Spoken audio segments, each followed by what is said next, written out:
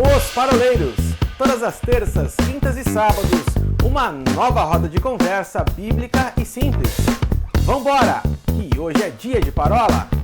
É isso aí, galera, estamos de volta então para o segundo bloco desta parola de número 75, a primeira, dentro do tema novo, missão, a missão da igreja.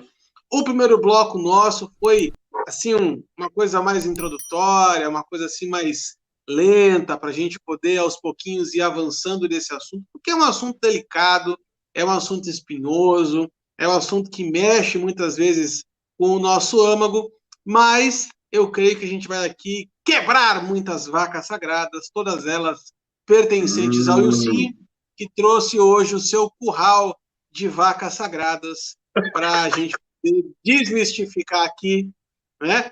Antes de a gente entrar com o Paulinho aqui, eu quero trazer para você um convite para que você nos siga nas nossas redes sociais, no Instagram, no Facebook, no nosso canal do YouTube, e também para você que gosta em formato de podcast, lá no Spotify, compartilhe isso aqui, nos ajude a alcançar mais pessoas. Paulinho, você ficou aqui com a pauta suspensa no primeiro bloco, quando a gente estava falando a respeito de discipulado, e eu estava dando aqui uma palhinha sobre a importância da profundidade da missão, né? A missão não é só ir, a missão é ir, mas também batizar e também fazer discípulos. Existe aqui uma progressão, né? A gente não pode simplesmente só ir, pregar e achar que a missão acaba aqui, né? Tem muita gente que acaba, como diz a expressão, morrendo na praia, porque não consegue dar sequência na sua caminhada com Cristo. Você ia citar um livro muito bacana que você está usando nas suas lives aí em Presidente Prudente, que é a Videira e a Treliça, né? A Treliça e a Videira. Você está assistindo, né? Você está espertinho. Eu sou seu fã.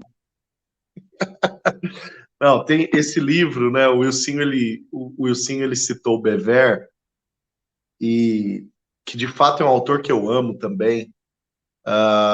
Mas esse livro, ele está mexendo comigo desde setembro de 2020, quando eu ganhei ele de presente do meu bispo. Meu bispo me deu esse presente, e não só para mim, ele deu para os pastores que ele discipula diretamente. E esse livro foi algo... Temos você aqui também, hein? Bispo Adonias, ele curte os paroleiros, viu? Então, tá vendo? Na hora que a gente chamar, ele vem, pode ter certeza. E olha só, ele deu esse livro para nós achamos esse livro tão tremendo que nós presenteamos todos os pastores da nossa região eclesiástica.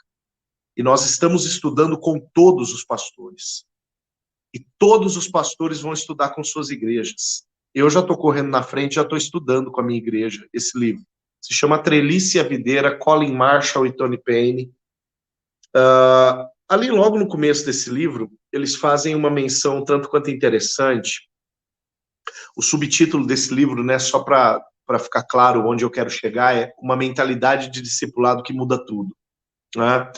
Então, logo na abertura do livro, eles fazem uma menção a um outro autor da década de 70, nos Estados Unidos. Agora eu não vou lembrar o nome desse outro autor, que ele vai estudar profundamente a passagem de Mateus 28, versos 18, 19 e 20, né? A partir do 18 ali, todo o poder me é dado no céu e na terra, portanto, ide fazer discípulos de todas as nações.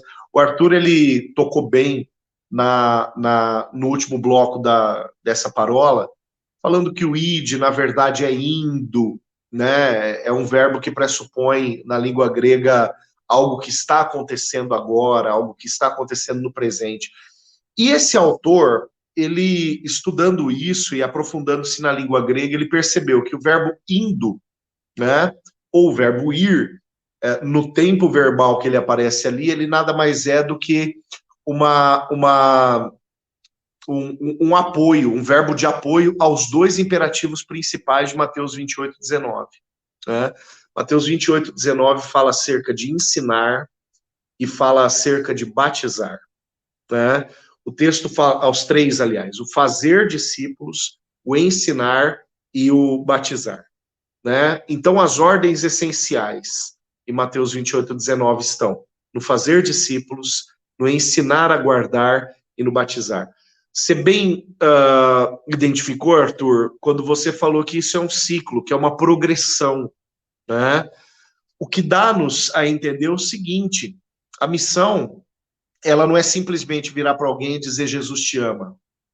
A missão, ela não é simplesmente você apresentar o plano de salvação para alguém e deixar esse sujeito se virar e descobrir quem é Cristo por ele mesmo. Quem sabe o grande equívoco da igreja, a grande deformação na missão da igreja nos últimos tempos, esteja justamente em ter boas intenções para fazer aquilo que é mandado à igreja, mas fazer de uma maneira equivocada, pressupondo esforços na direção equivocada.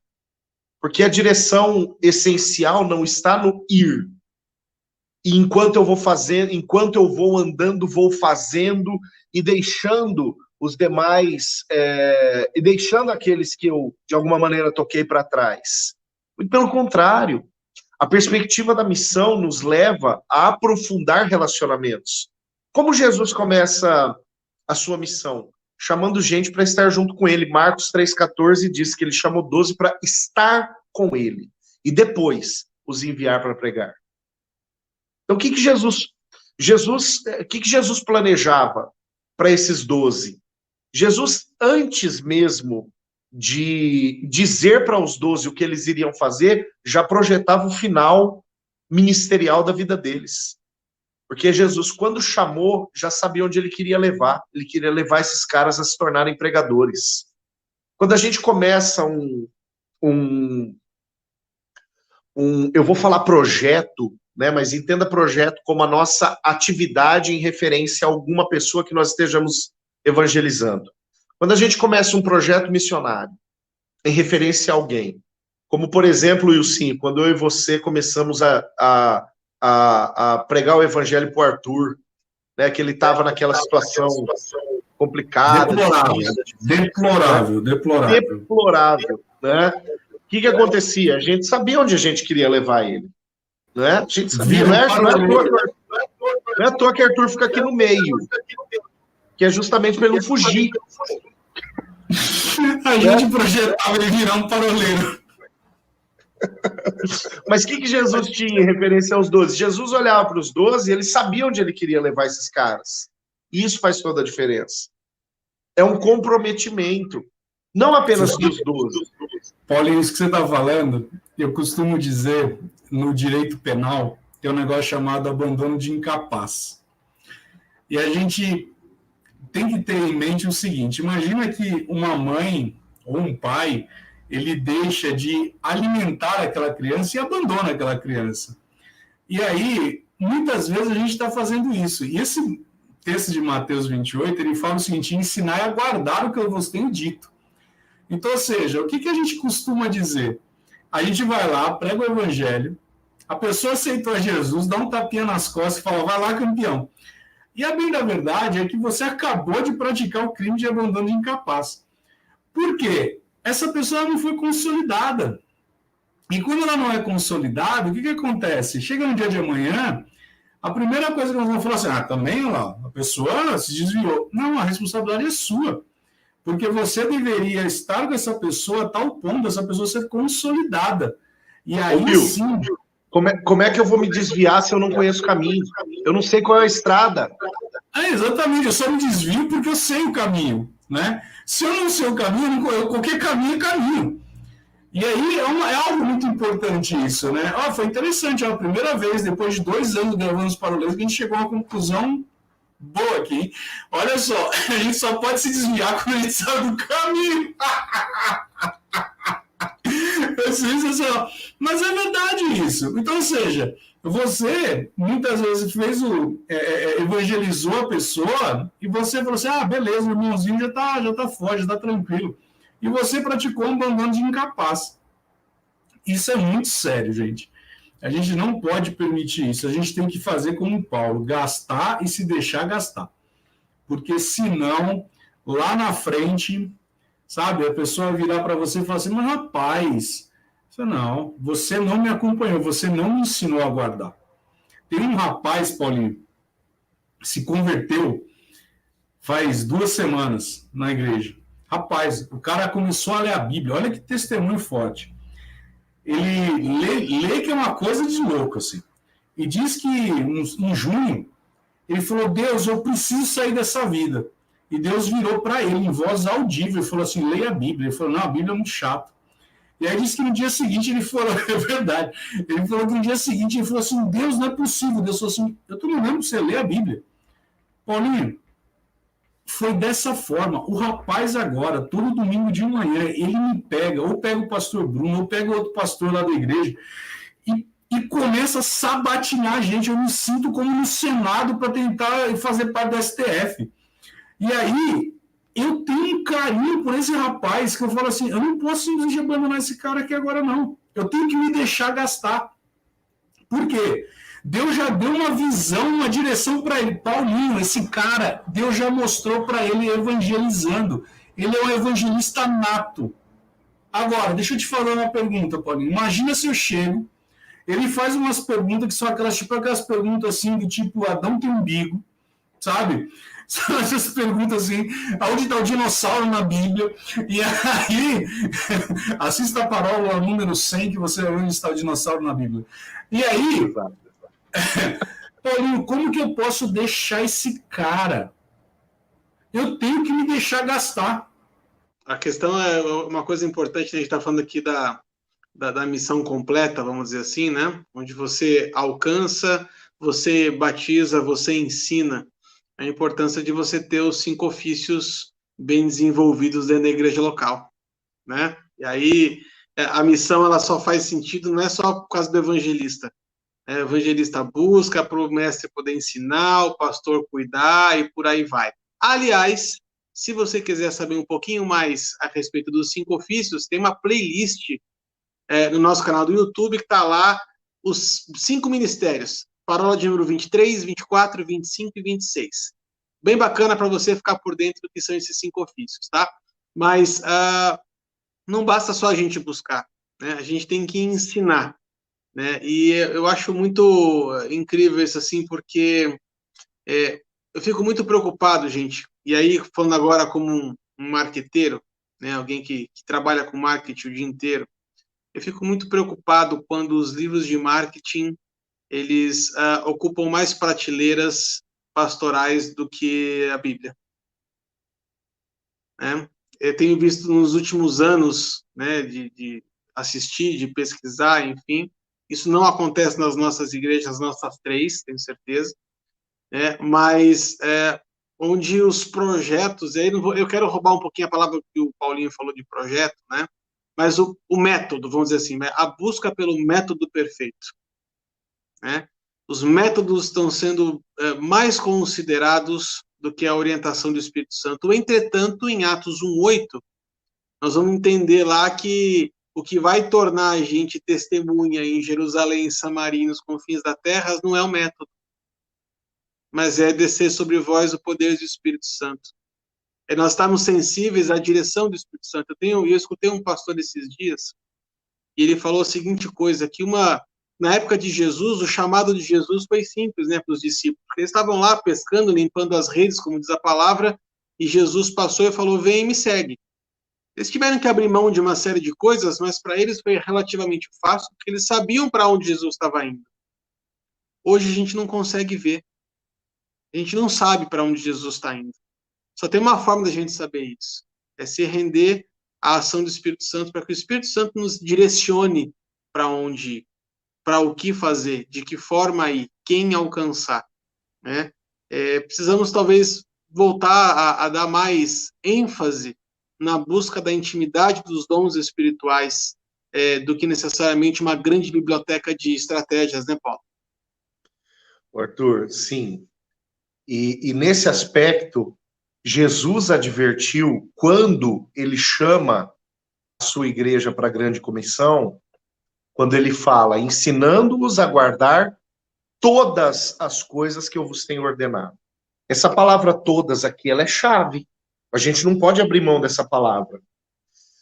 cai numa frase que você utilizou no final do primeiro bloco, quando você disse que a igreja, a palavra, a pregação, o próprio Senhor Jesus, ele não tem compromisso com o nosso bem-estar, mas ele tem compromisso com a nossa salvação, com a nossa regeneração, né, com a nossa santificação. E justamente a palavra, muitas vezes, ela não vai ser uma palavra de conforto para nós. Nós estamos gravando hoje numa segunda-feira, né, os vídeos que vão ao ar no decorrer dessa semana. E ontem, domingo, eu preguei uma palavra extremamente confrontativa para a minha igreja. Uma palavra de confronto, né? Uma palavra difícil de ouvir, numa véspera de feriadão. Para o cara que foi à igreja, né? Com aquela cara de, oba, amanhã vai ser sábado de novo, né? E depois vai ser domingo. Chegou na igreja e eu fui muito franco com o meu povo, dizendo: hoje eu não vou pregar a palavra que você gostaria de ouvir. Mas preguei aquilo que o Senhor ordenou que fosse pregado para a igreja.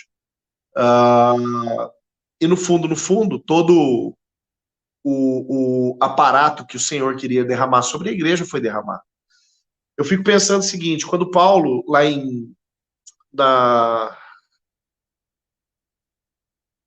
na terceira viagem missionária dele, em Atos dos Apóstolos, capítulo 20, versículo 20, chama alguns líderes dos Efésios para encontrarem-se com ele no seu retorno para Jerusalém. Ele diz para esses líderes o seguinte, Atos 20, 20, nada que útil vos fosse, deixei de vos ensinar publicamente de casa em casa. Eu fico maravilhado com a assertividade de Paulo, quando ele diz: eu ensinei para vocês tudo o que era útil. Paulo, ele diz: eu não perdi tempo ensinando para vocês coisas que não seriam parceiras no processo de salvação, de regeneração, de santificação, de aperfeiçoamento, de credenciamento para o ministério. Eu ensinei para vocês aquilo que é útil. E eu fico pensando, se a gente olha a profundidade da carta que ele escreve à igreja de Éfeso, a gente vai perceber, de fato, que Paulo se aprofundou em alguns assuntos extremamente grandiosos. Efésios vai falar acerca de batalha espiritual, Efésios vai falar acerca de família, Efésios vai falar acerca de autoridade, Efésios vai falar acerca do evangelho, da graça, da regeneração, do processo de salvação, da graça concedida para que a salvação fosse alcançada. Efésios vai falar acerca da fé, sabe? Tem assuntos muito profundos ali. E Paulo, que passa cerca de 3 anos nesse território de Éfeso, ali em Atos 20 mesmo, isso é trazido textualmente, né, de que Paulo passou 3 anos ali, ele passou esse tempo ensinando aquilo que era útil. É o tudo de Mateus 28, 19. Né, um evangelho que não é retido, um evangelho que não é escondido, um evangelho que não é mutilado para agradar pessoas, para agradar grupos, para agradar ouvidos, né? Mas um evangelho que fala acerca da graça concedida, mas não ignora as responsabilidades requeridas daquele que vai viver conforme o evangelho. Isso é o ensinar a guardar tudo o que o Senhor tem ordenado. E nessa perspectiva de que o tudo pressupõe o útil para o reino, a ideia de nós, como missionários do Senhor, pregarmos o evangelho, é justamente vinculada a essa necessidade da gente não sonegar aquilo que é o verdadeiro evangelho, que precisa ser vivenciado e ministrado por cada um de nós como cristãos legítimos. Paulinho, palavras profundas. Precisamos aqui de um tempinho para poder assimilar tudo isso que você falou. Então, vamos dar uma pausa aqui nessa roda de parábola de número 75. Vamos chegando ao final desse bloco 2. E se você está gostando, deixa aí anotadinho no seu celular, porque sabadão estaremos de volta com o terceiro e último bloco desta parábola de número 75, a primeira dentro do tema A Igreja em Missão, a missão da igreja. Vamos pensar aqui num título bem bacana, meninos, para a gente poder colocar aqui no nosso canal Os Paroleiros. Você falou que o marqueteiro aqui é você, então não delegue a tua missão para os outros. Muito bom. Meninos, um grande abraço para vocês e até sábado, se Deus quiser. Tchau, tchau.